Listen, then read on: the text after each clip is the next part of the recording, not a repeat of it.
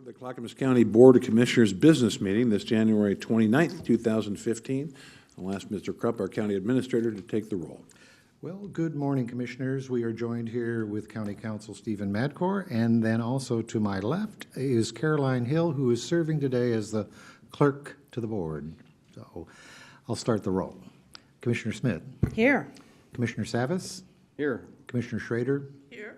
Chair Ludlow. Here, Commissioner Bernard is excused for this meeting. Please stand and join me in the Pledge of Allegiance. I pledge allegiance to the flag of the United States of America and to the republic for which it stands, one nation under God, indivisible, with liberty and justice for all.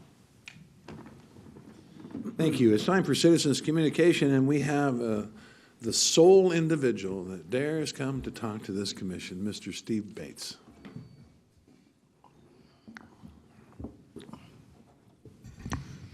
Chair Ludlow and Commissioners, I'm Steve Bates from Boring. In 1978, there was an election on Measure 6, which formed Metro. Clackamas County voted against it.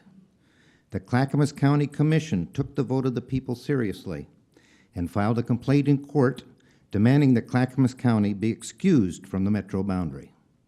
Unfortunately, they lost that appeal. The Clackamas County Commission stood up for its constituents then. Is this commission going to stand up for its constituents now? The people of Boring have submitted a petition to take the power over Boring from that old Sears building in Portland and bring it back here to this building at Clackamas County. Are you going to stand with the people of Boring, or are you going to stand with Metro? Are you going to stand for regionalism, or are you going to stand for local control? I'm asking for this commission to support House Bill 2640, not in the future, but in the present. Thank you. Well, that was succinct and to the point, and well done. We had discussed this earlier under issues this week, and we agreed the staff would do more work into looking into it, and then it will be brought back to us. I've already stated my support for this withdrawal. Hey, I'm jealous. If you could get out, I'm wondering if we could too. So, I appreciate the initiative. I'm glad the Commissioner, Legislator Kennemer has put this forward. I think that one area must be united, and by splitting it right down the middle, in the future, it will have drastic effects on the livability and certainly the development of that particular area. We'd be glad to have that back in our hands, I would think, and so that we could be, again, represent a unified Boring. Commissioner Smith. Yeah, we had quite a discussion. I'll reaffirm my support here today on record for your petition. There's a lot of reasons for it, but it always boils down to me, what do the people want? You gathered 700 signatures, which is 30% of your population, is that right? You could probably have gathered more. So I am inclined to go with the people for their own self-governance and support the bill, although this board has not yet taken a final position on it. I hope we do soon. Thank you. Commissioner Savas. Well, I have similar, thoughts and similar concerns, but I think that the issue there's really not a governance thing here. The Board of County Commissioners truly govern the area, and to me, it's really about what's doable and what's not doable. And I think Steve, what Mr. Bates indicated earlier about when Clackamas County attempted back, they were ruled that effort then was ruled against, and now it's gotten just more layers of red tape and more layers of complications, and more investments have been made and more indebtedness has been made. And so from the federal side, what can we do? And I think that doable part is what I really want to get at and understand if it actually can be successful, and if so, how about other areas? Can other areas do so as well? And other than that, it really becomes more of a political statement, and if it's a political statement in the end, and that's the only thing that's doable, then, let's recognize that and then take a position as such. But I'm more interested in what we can do, and I appreciate, Steve, that what you brought me on the information at my last request. I was hoping there was more to it, but I didn't get that from the information you gave me, those pages. I didn't find anything that kind of gave me the answer to that. So I look forward to a work session that gets to that point, and maybe does a little bit of research. I think the indication is that maybe we can't, but again, I'm a glass half full optimist. I hope that we can find some constructive elements of how do we do that. And do it in a way that's equitable, and make sure that we're treated equitably in the region. If we can't, and let's say that the naysayers turn out to be correct, and we can't do anything, then how are we ensured a fair share of our investments as taxpayers into that system, whether it's waste, whether it's the zoo, whether it's transportation funding, whether it's land use inclusion or not on the UGB, all those things that they do, parks monies, investments, are we getting our fair share? And I think at the end of the day, that's what we all need to look at, is that big picture. You know, the word governance came up, and, you know, here's what I miss, you know, and I'm obviously, I've stated before, I'm not a Metro fan, okay? I come from Wilsonville, where they said, you know, be a good partner with Metro. And so they said, have a bunch of multifamily, you know, stack and pack housing. Wilsonville is 54% multifamily housing. And, you know, so you take that into consideration, say, is that a partner that Metro wants? We do not have governance over the most important thing, and that's planning. That happens down in that old Sears building. And so they've broken up neighborhoods. They've told cities they can't do what they want. They ignore the housing preference survey, which was done by a very august group in the Portland metropolitan area and financed by a bunch of predictable and important people, and yet they throw that aside, saying, even though it says 80% of the people want to live in single-family housing in the suburbs on a reasonable lot, paying a reasonable amount, that it will not be so. Don't think for a minute, and I'm a real estate bureau, I don't think for a minute Metro has not driven up prices in the Portland metropolitan area. It's a simple law of supply and demand. When there isn't much meat out, the meat's going to cost more. Less much toilet paper, you're going to pay more. When the land is restricted to such an extent that you can't bring it in, you can't do with it what you want, and the demands for multifamily go up and up, it hurts the poor, and it's going to hurt neighborhoods. I would like to see some more flexibility in Metro to allow us to do what we want in particular areas and in a way of zoning. I'd like them to step aside. It's not likely to happen soon. Oh, we got the lights lit up on that one again. But, you know, I think I'd like to get the bit out of our mouth of Metro any way we can. That's working with them. That's, you know, genuflexing is necessary to Metro. But I'd like to get a little bit more freedoms from Metro, and probably won't happen soon. Let's see. Commissioner Schrader. Yeah, my attitude is if Boring wants to withdraw from Metro, they should be able to. Good. I don't have a problem with that. However, I'm just kind of curious, Chair, because we do have the Willamette Falls project in which Metro has put a lot of resources into, plan to put resources into, and I know that one of the counselors has been lobbying right now in D.C. for that very project. So is the county willing to withdraw and take that project over, would be my question. I'd certainly be willing to do so, but I want to point out they're kind of a partner with resources, and if that's the route we want to go and be in a metro, then we're going to have to figure out how the county legitimately picks up the costs for those kinds of projects if indeed we want to move economic development processes forward. So I'm okay with withdrawing from, if the county wants to withdraw from Metro, that's fine, but then what is our responsibility to some of these other pieces that are already in process that we have actively are even going to be telling our legislative delegation tonight that we're in support of? That's a dilemma. So you're saying that Boring gets to get out, we don't get the Willamette Falls. Is No, I'm just saying that if you would prefer the county as a whole to get out of Metro, that Love would it. what Boring does, I think they should self-determine whatever they want to do, and if they want to be out of Metro, fine. But when the county keeps saying we wish we could get out of Metro, I'm just kind of pointing out it might be a little more problematic than if we want to move ahead with those kinds of projects. And I think we could try it on our own. I'm not sure we'd get the same level of resources. I mean, you know, that's So I'm just pointing that out. It had nothing to do with boring. Metro has done a very fine job on what has been done thus far. Yeah. Great lobbying. I've complimented Carletta herself for the great work they've done. And then I'm not saying all things that Metro does is bad. Certainly the zoo and garbage are important roles for them. Commissioner Savas. Yeah, well, you actually just covered a couple points there real quickly. That was, is it really about getting out so much, or is it really about getting the communities the ability to achieve their aspirations? And I remember a couple of years ago, 3 years ago or so, when Metro was soliciting input from all the communities in the region. What are your aspirations? And they sent those to certain communities. Certain communities in Clackamas County didn't get an opportunity, frankly, to submit their aspirations. And I wasn't a commissioner then, but I said, well, wait a minute, me too. How about my community? And I know that Boring was excluded from that. I know that Oak Lodge, Jennings Lodge, North Clackamas, other unincorporated communities were excluded from the aspirations.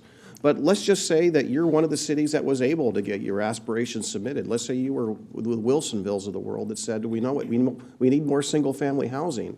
And they're not able to achieve their aspirations because, it doesn't look like this, and it doesn't look like a mixed use, it doesn't look like a four-story or five-story building. And again, I understand they need to contain the urban growth boundary, and so in that state law, and they're trying to meet the requirements of state law. I get all of that, but why ask us for our aspirations when Oak Lodge said, well, geez, here's our aspirations, here's our plan, here's the map one, the community vision, values, and statement. We said protect the urban nature, the suburban nature of it, protect the communities, and so on and so forth. And then some of the people from Metro, even elected, said, well, Paul, this is going to be a metropolitan design. You're going to have to think up, not out. And we're surrounded anyhow, so no one had any ideas that we were going to grow outwards because we're surrounded anyhow.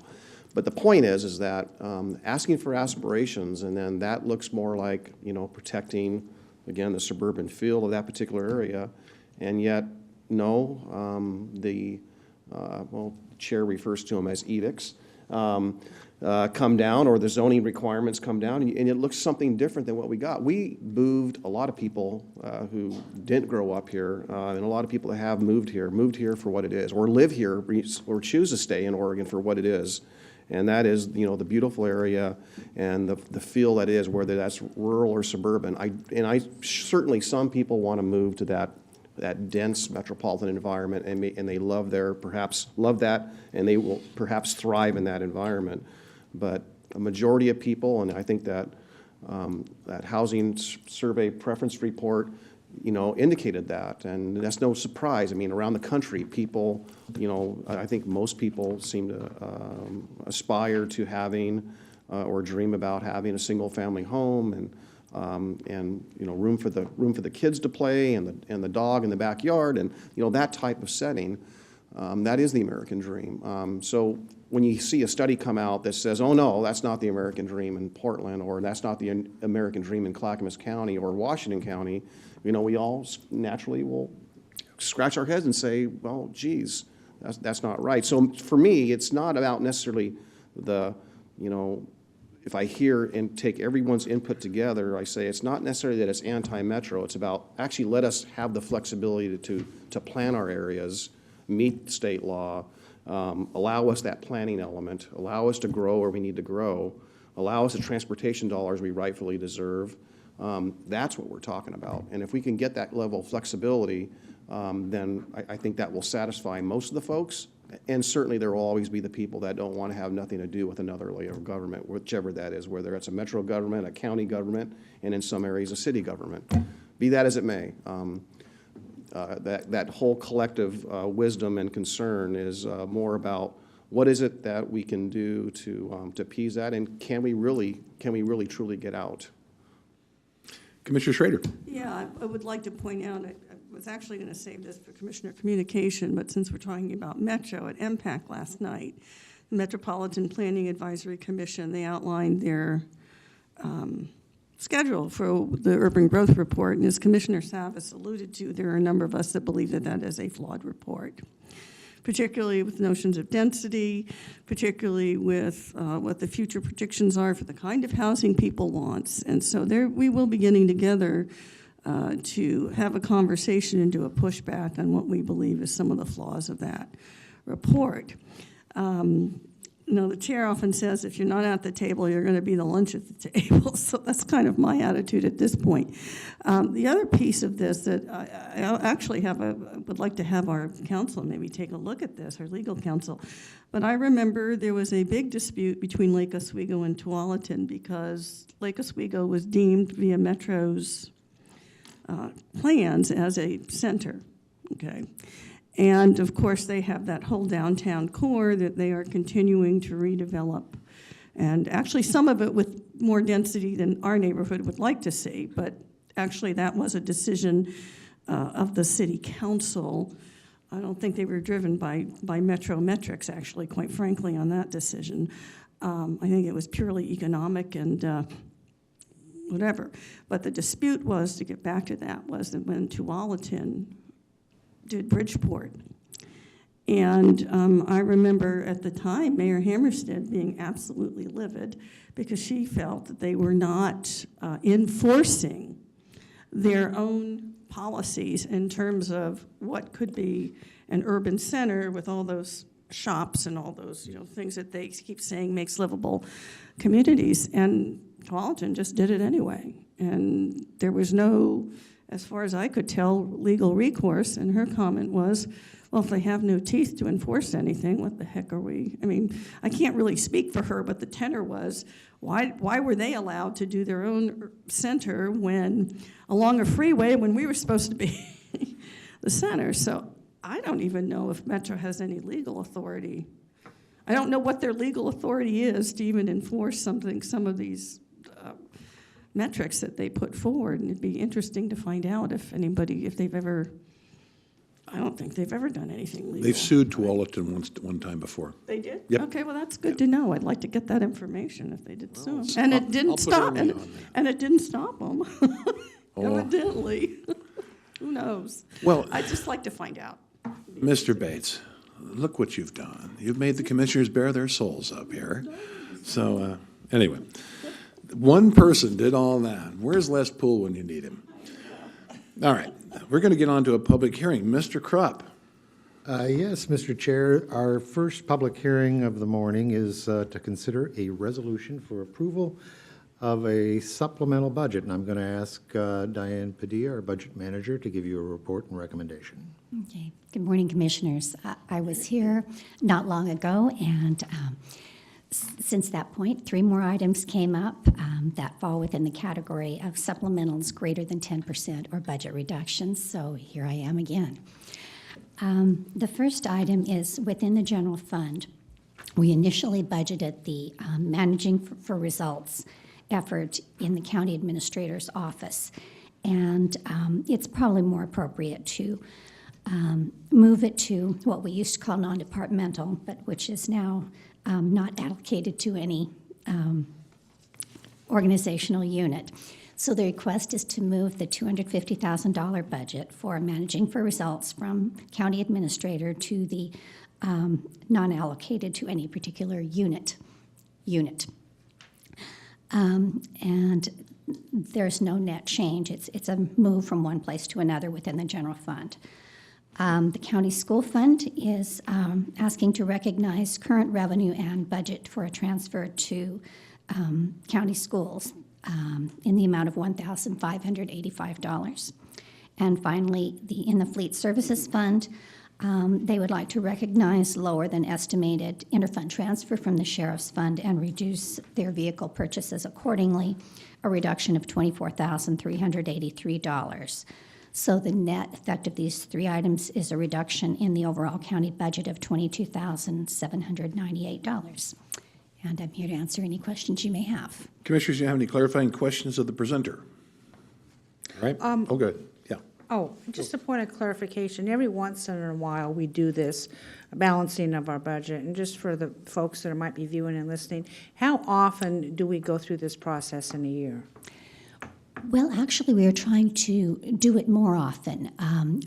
I tend to try to collect the items that will be supplemental budgets and need to be published, just as an economic consideration to publish once rather than several times. But we are trying to bring forward particularly items that fall below the level of requiring a published newspaper notice more frequently, just so that we get the budget updated more frequently. Good, thank you for that, There's no Diane. timetable, just whenever I have a packet. Well, I appreciate it, and I'm sure people out there who are watching the budgets appreciate it. Any further questions or clarifications necessary? Otherwise, I'll open the public hearing. So I'll open the public and ask if anyone wishes to speak on this item. There being none, I will close the public hearing and ask for a motion. Mr. Chair, I move we approve the resolution for a Clackamas County supplemental budget greater than 10% and budget reduction for fiscal year 2014-2015. I'll second that. Motion made by Commissioner Smith, seconded by Commissioner Schrader. Any further discussion? I'll ask the clerk to call the poll. Commissioner Smith? Aye. Commissioner Schrader? Aye. Commissioner Savas? Aye. Chair Ludlow? Aye, passes 4-0. I'll announce now we will recess as the Board of County Commissioners and convene as the Development Agency for the next item. Mr. Krupp. Yes, I'm going to invite Mr. Dan Johnson up to the table here, and this is a consideration of a resolution for approval of a supplemental budget involving the Development Agency. And Mr. Johnson will give you a report and recommendation. Thank you so much. Good morning, Board. Dan Johnson. I have the pleasure of managing the Clackamas County Development Agency. And in regards to Commissioner Smith's clarification on the number of times that you like to come in front of this board for a supplemental, we don't like to do this. We try not to do this, but we have one before you today. We have one adjustment that falls within the category of an adjustment of over 10%. This adjustment that's before you today is essentially the result of the not transferring funds in fiscal year 13-14. There was a debt service transfer that should have occurred that relates to the direct investment plan in the Clackamas Town Center area. What we're doing is correcting that so it transfers this year. So we're not appropriating any additional money that has been appropriated in previous years. It's simply moving that payment and that authorization from fiscal year 13-14 to fiscal year 14-15 so we can make that transfer. The amount we're referring to today is in the neighborhood of $883,000. It essentially is associated with our debt services fund, which is Fund 350. And appropriate notices have been made in local newspapers for this proposed adjustment. I'd be glad to answer any questions that you might have. Commissioner Smith. Was this fund transfer budgeted for but not allocated? It was budgeted and allocated in fiscal year 13-14, but the transfer never occurred. So the transfer never occurred. So there are no budget implications. It will increase our fiscal year 14-15 allocations to make up for the transfer that didn't occur in 13-14. Okay, but what I'm saying is this money was already sitting there. It's not like we're spending money that we shouldn't have or didn't have. It just didn't occur at the very end. Correct. I just want to make that point of clarification. Thank you. Commissioner Savas. Oh, well, mine was a little bit, you put a little bit simpler. It's really a timing issue and the overlap of one fiscal year to another. No changes to the plan, and everything's on target. It's just a matter of when they occur, and that's a timing issue from one fiscal year to the next. That is correct. That's all I have. All right. So unless there's other clarifying questions or concerns, we'll open the public hearing and ask if anyone wishes to speak on this item. There being none, I'll close the public hearing and ask for a motion. I move we approve the resolution for a Clackamas County Development Agency supplemental budget greater than 10% and budget reduction for fiscal year 2014-2015. Second. All right. Motion made by Commissioner Smith, seconded by Commissioner Schrader. Any further discussion? I'll ask the clerk to call the poll. Commissioner Schrader? Aye. Commissioner Savas? Aye. Commissioner Smith? Aye. Chair Ludlow? Aye. Passes 4-0. Yes. While I have the mic, if my apologies, have the Chair. My apologies, Go ahead. Chair. I would like to, for our audience that is out in TV land today and other folks that may have looked at our agenda, the consent agenda to be specific, there is a typo, and that typo is in regards to Roman numeral 5. Item 3 is number 9 in your packet. The staff, unfortunately, commas, decimal points, and extra zeros are important to look at. And the staff report makes reference to the fact that there is the possible transfer of up to $570 million to Hoodview Fire District. That is not the case. We are $570,000. It is a project that has been planned for some time. And the agreement, the most important thing I would like to say is the agreement is worded properly. So I just want to bring that to your attention. So how much is it? It's $570,000. 570? Yeah. Just 3 zeros between. Yeah, friends. and yeah, it's all good.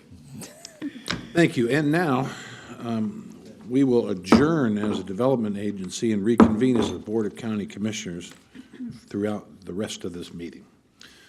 So, next on my agenda comes the consent agenda.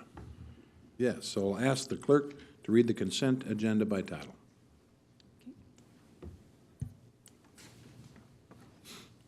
Under the Finance Department, we have resolution for approval for Clackamas County budgeting of new specific purpose revenue for fiscal year 2014-2015. Resolution for approval for Clackamas County transfer of appropriations for fiscal year 2014 and 2015. Under elected officials, approval of previous business meeting minutes. Technology Services, approval to enter into a franchise agreement for fiber connections with the City of West Lynn and the City of Wilsonville. Under the Development Agency, approval of a disposition and development agreement with A4RK LLC to convey real property. Approval of a funding agreement between the Clackamas County Development Agency and Clackamas County Rural Fire District Number 1, Fire Protection District Number 1. Approval of an agreement between the Clackamas County Development Agency and Hoodland Fire District Number 4. Approval of a memorandum of understanding with Clackamas River Water for design of a water line in conjunction with the Monterey Avenue Extension design. And that concludes the consent agenda. Excellent. All right. Any of the commissioners wish to pull any of the items on the consent agenda? I'll ask for a motion. I move we approve the consent agenda. I'll second that. All right, motion made by Commissioner Schrader, seconded by Commissioner Savas. Discussion. One of these items in here is of particular interest to me because when I first got into office, it was brought to my attention that Development Agency had $48 million remaining in their account from the Clackamas Regional Center. $48 million. It was my wish at that time, since I believe that that money is public funds, that be sent back to the public agencies, the fire, the police, the library, parks, a lot of overlapping districts that could do well with that money. At that particular time, the sheriff came forward, the fire chief of the Fire District Number 1 came forward and said, yeah, that'd be nice to have that money. It was my preference that people get to vote on it because it was their money.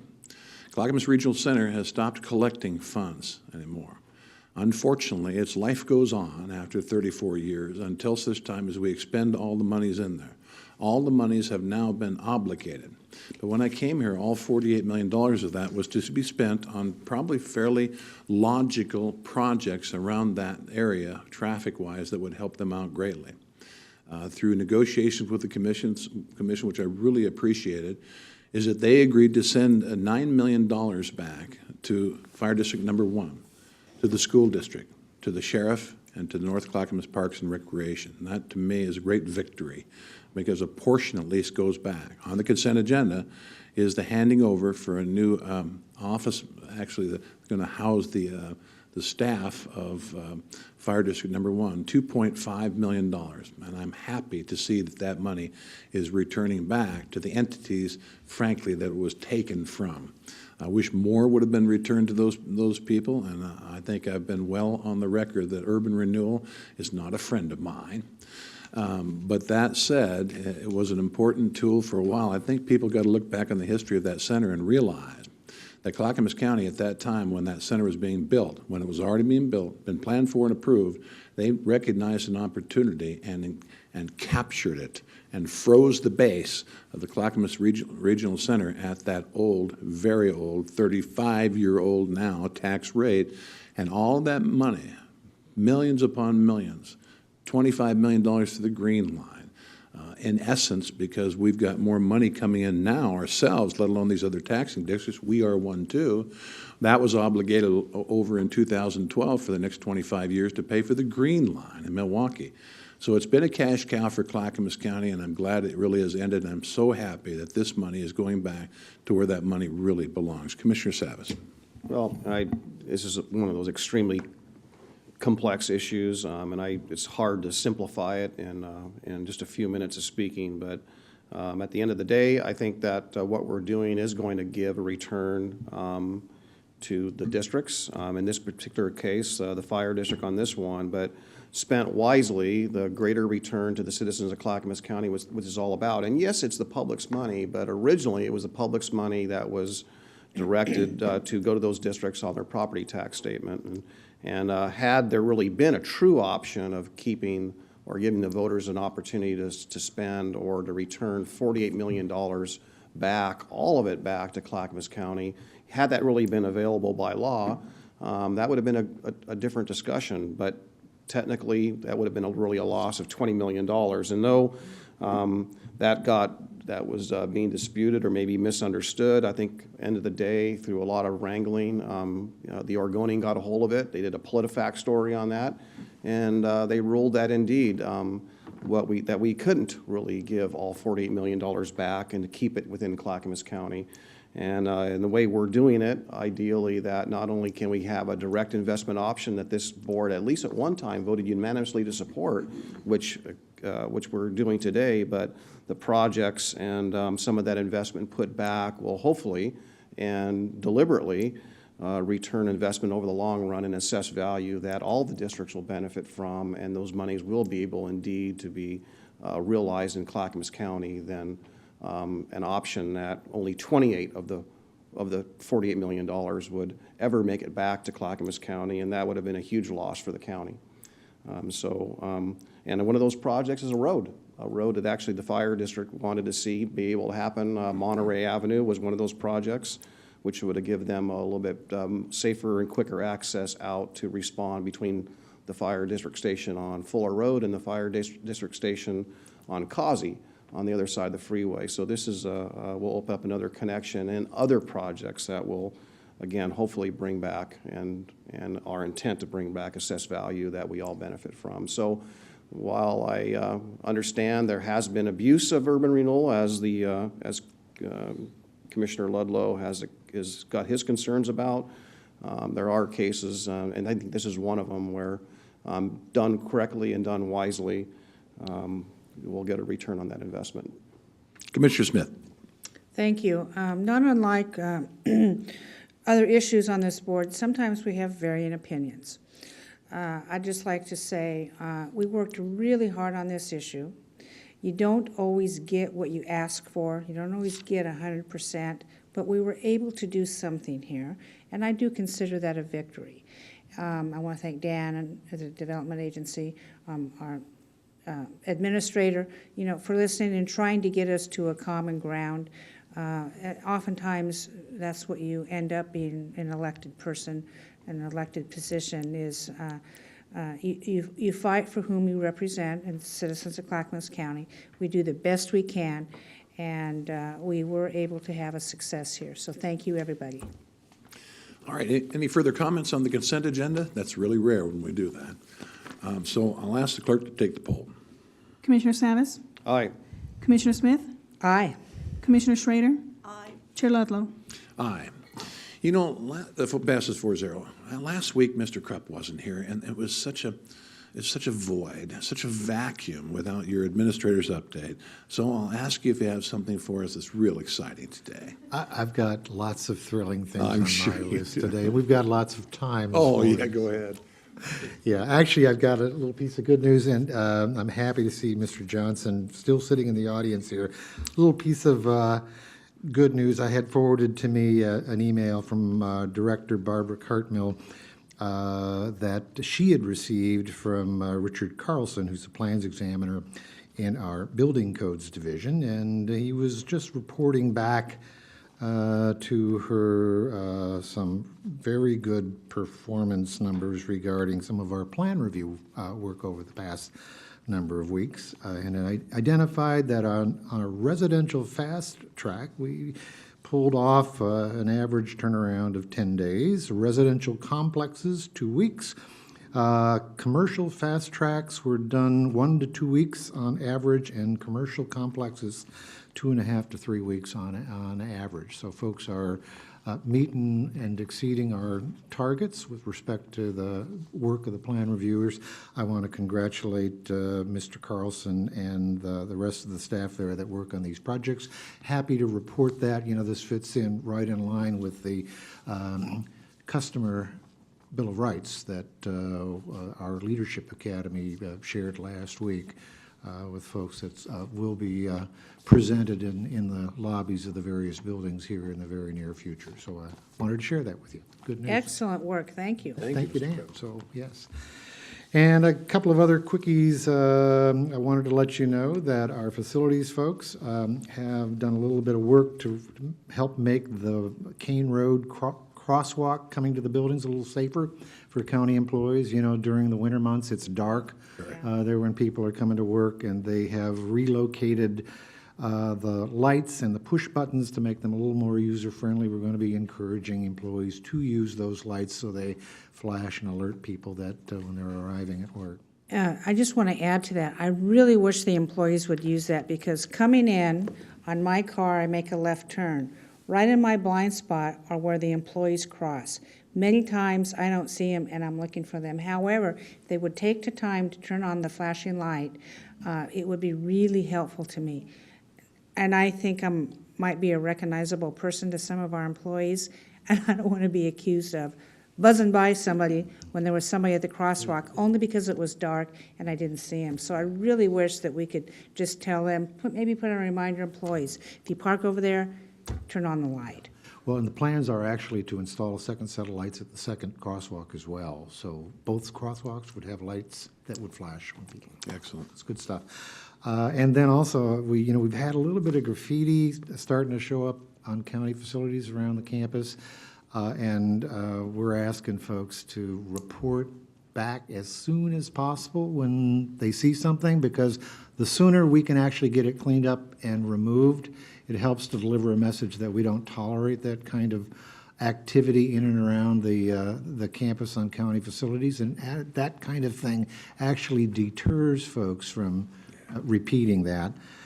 Another little project our facilities folks are working on in a few days. I'm expecting to have a couple of signs posted in the parking lot out front of the Public Services Building for 2 parking spaces that will be identified as Veterans Preferred Parking. So we'll get those signs up. The facilities staff have got a very nifty set of signs with the insignias from all of the military services on them, with a little American flag and saying thank you for your service. So Nice. looking forward to getting those put The up. idea from that, I was pulled into Wilsonville City Hall, and I saw something similar. I took a picture of it, and I gave it to staff, and I said, this would be pretty groovy, and it is. Yeah. So, yeah, Good. thank you for doing that. And next week, the Arts Alliance is sponsoring a very special receptions and award ceremony. It's called Art Contemplates Industry at the former Blue Heron Mill site. And of course, back in the fall, the Arts Alliance had invited a number of artists to come there, spend time at the mill site, and use that as inspiration to put together a number of different kinds of multimedia artwork. And some of that artwork is now displayed over in the lobby of the Development Services Building and also at Oregon City Hall. Next week, there'll be a reception on February 3rd from 5 to 7 p.m. Available to the public to visit, and our chair will be hosting the event there and joined by other local dignitaries for a short presentation at 6 p.m. So looking forward to that. And then I have one more item, if you don't mind. Grief. Yeah, All so right, I was yes, just gonna of course, say- we look forward to that. Yeah, last week, of course, our Leadership Academy participants presented the results of their year-long project on a number of quality improvement projects involving county services and activities. The Leadership Academy invites county employees from multiple departments to form teams to work together and to work on specific projects that actually result in real changes in things that we do, procedures, policies, work products, and that sort of thing. And they gave their presentations last week of the work that they've done. We'll be able to implement a policy on how we manage federal grants with the group that had a project called Unraveling the Mystery and Fear of Federal Grants. And we had another group working on promoting responsible gun ownership. And they've got a local organization willing to host on their website the video that was put together and produced for that purpose. We have another team that has put together a plan for how we would reinvigorate workforce planning efforts. Another parlance for that would be to say succession planning. So they're advancing how we might move forward with that. A fourth team took a look at our emergency management system and began identifying protocols by which we could better reach diverse communities and families and communities of need that may have special functional needs that require a different approach and service to be able to serve these populations in the event of an emergency. So it's a good effort there. And then finally was the work group and team that worked on providing for an outstanding customer experience here at Clackamas County and the development of what they refer to as the Customer Bill of Rights that talks about the kind of experience people coming here and to other county facilities would experience when they receive county services. So it was all great work from people. Happy to report on it. Thank you. And now it's time for Commissioners' communication, and I will start with Commissioner Schrader. Well, it was a busy week this past week. I was able to attend the Oregon City Business Alliance Forum on noon the other day at noon, and actually they were talking about workforce issues and what it was taking to skill up and train up younger folk. The Employment Department is really pulling together an initiative to connect more closely with high schools and high school programs in order to get youth involved in thinking early about the kind of career path they may want to take, and often in areas such as manufacturing, healthcare, so on and so forth. So that was a really enlightening conversation. The interesting part was when people started to talk about, well, how kids work these days. And they're calling it the millennial generation, and they work a little differently than the boomers did. They use technology differently, they communicate differently, and how they want to approach work is different than the way we want to approach work. So we're dealing with a cohort or a generation that is distinctly different than what traditionally we as boomers do as our 9-to-5 job. They want flexibility, they want an opportunity to move in and out in a fluid manner, and as I said, the technology has absolutely changed the way they communicate. One of the difficulties is face-to-face communication because this cohort uses their technology all the time to communicate with texting and email and all those kinds of interesting things. I had an opportunity with Commissioner Smith, who was chairing the Willamette Falls Locks initiative that we're moving forward with, and I know she'll say a few words about that, but I also had an opportunity to attend that evening a history. This was at McMinimum's in Wilsonville about the historic locks, and I promised Commissioner Smith I would brief her on that. It was a larger history of the locks, how it got where it was, and the most fascinating piece I brought back from that was up until actually the late 90s, it was actually a significant mover of commerce. And it seemed to reach its peak in the 1940s when it was one of the key areas to move goods up and down the river.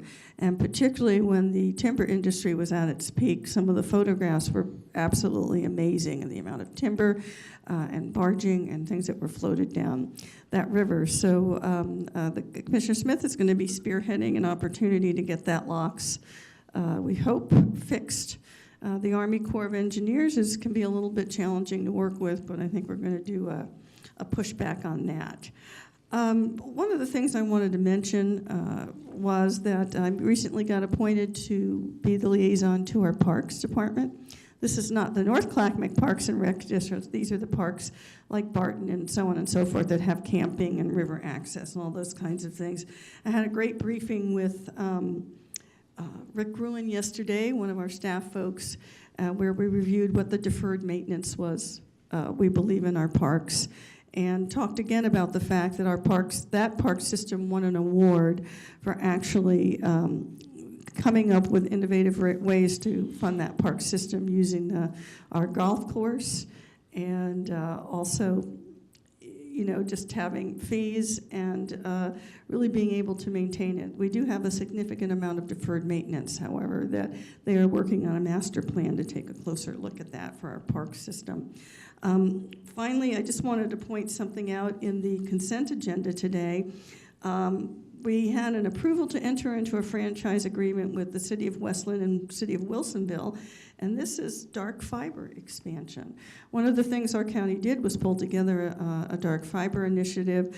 We're connecting all our cities and entities, public entities on the east side. They're going to move into the west side, work with Westland and Wilsonville, and also the Westland-Wilsonville School District. And so fiber usage, the new technologies is going to be expanded in our county thanks to a county initiative. Okay, that's it. Thank you. Commissioner Savas.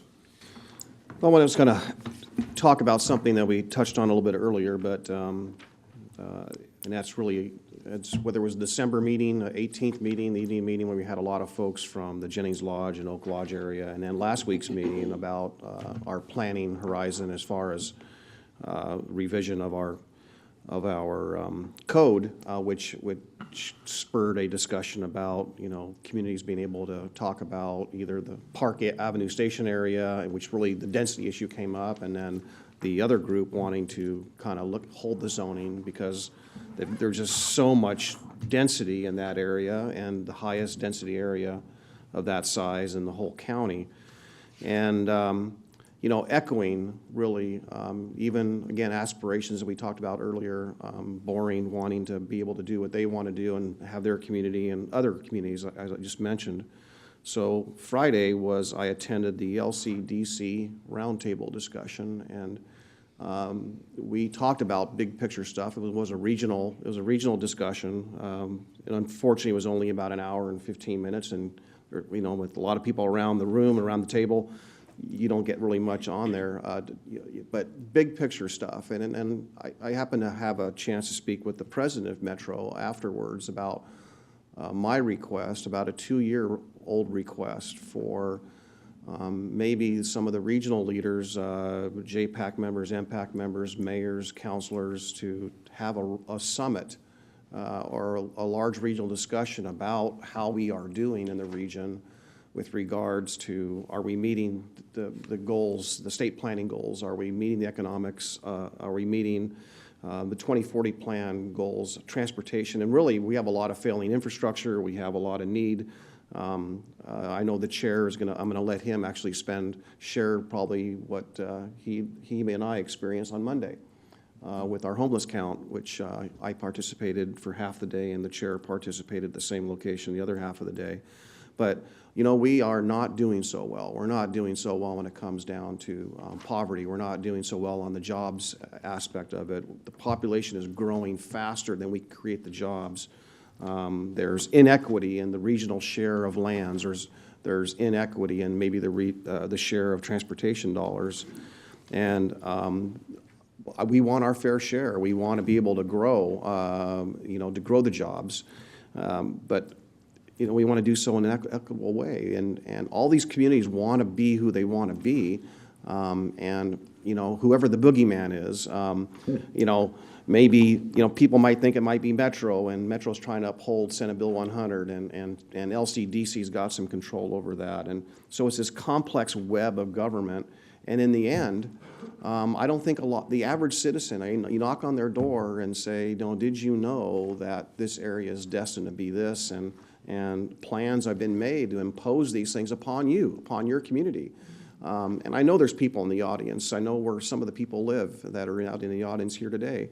And you're probably wise to that, but most people aren't. And when they realize what's about to happen or what could happen in the future, that's not what they envisioned when they chose to live in the area that they live in, or when they moved to Oregon, or they moved to that particular community if they were native Oregonians.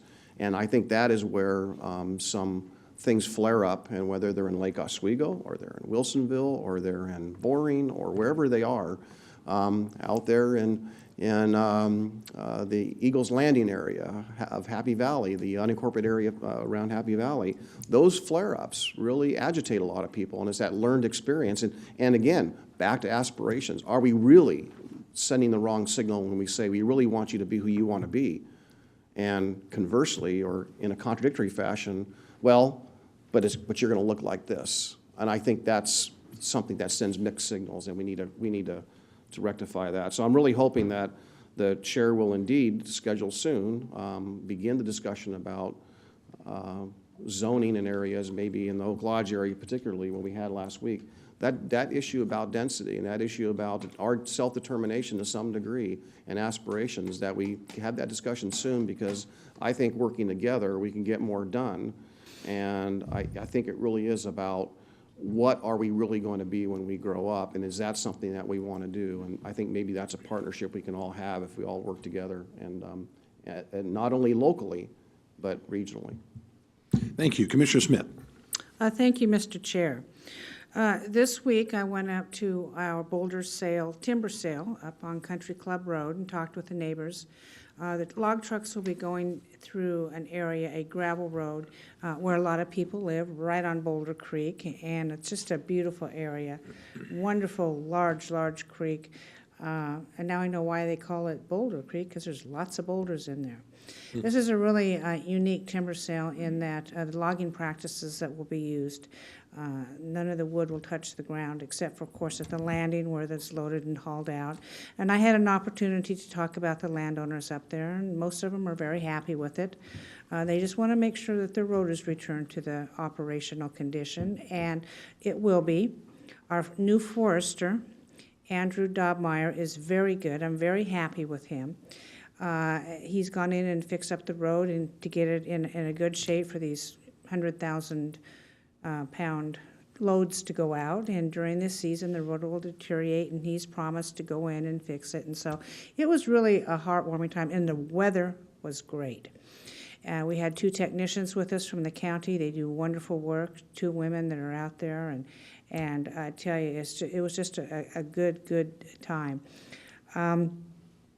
And as Commissioner Schrader has said, the county has established a Willamette Falls Locks working group, and I was chosen to chair that. And with the intent that Clackamas County wants to take the lead on the possible reopening of the locks. We're having discussions how to proceed with this. This will piggyback on a piece of legislation that has been dropped by Senator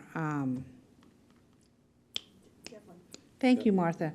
Senator Devlin, just skipped my mind. Senator Devlin, who is going to ask for a state working group on this subject. So we're trying to tee it up, get a lot of the information done, make the ask. And what we want is the Corps of Engineers to reopen the locks in good working order, in short order. And there's been a lot of issues about transfer of ownership, and which could take years and years and years. But we feel that the locks could offer good commerce, good transportation, and good tourism. In the event that there should be, and hopefully not, a major earthquake in the Portland area, the bridges in Portland and up the river could be impassable, and this locks would be our only way to travel across, up and down the river. Willamette River, as one of Oregon's largest rivers, if not the largest river, is deemed non-navigatable, because of the locks are closed. So that isn't a good situation for us to be in. We are currently revisiting the Section 106 meetings that should have occurred with the Corps of Engineer before they closed it. They closed the locks without going through public comment on this. So they are back at the table in these meetings doing what the due diligence that they should have done before they closed them. And so we have some pretty powerful people behind this. This particular working group is comprised of elected people from Clackamas County, the cities and Metro, and myself, and Commissioner Schrader. We've also been joined by former Congresswoman Darlene Hooley and former County Commissioner legislator Lisa Nato. And when Darlene Hooley was in office, she did a lot of work on this. So for me, she brings a wealth of information, experience, and know-how in this process, and I've enjoyed working with her very much on this. So our next meeting is February 18th, and I'll report after that to let you know the progress we've made. But this is a project that I'm going to enjoy working on. Thank you. Thank you, Commissioner Smith. Oftentimes people watch this, but they may not listen to our Tuesday and Wednesday sessions. We call them policy session most of the time because that's what we do, is set policy.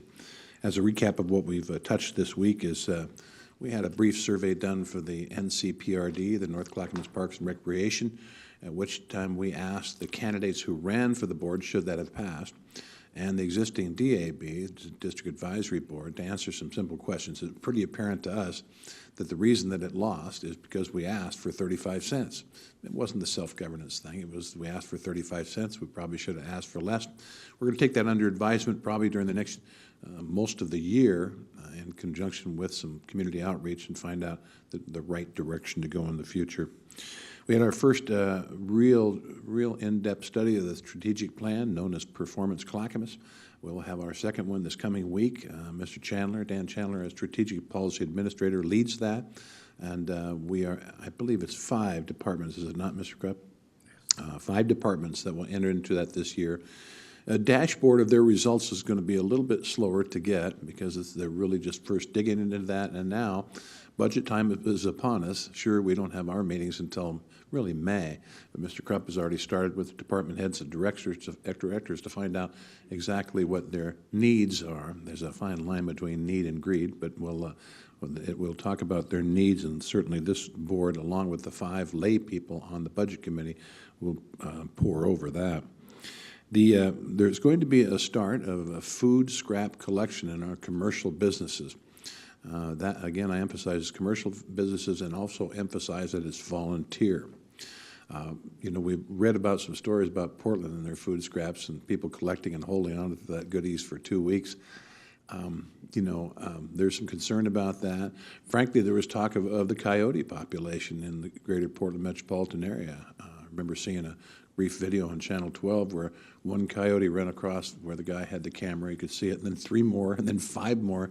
So they run in packs and they gobble up everything, including your kitties and the dog food that you might have left out overnight. So scrap collection is a concern. We've had requests from residences who want to do it as well, but we're not there yet. Tonight will be our legislative dinner, where 10 legislators will be there, and we'll share with them our legislative wants and strategies.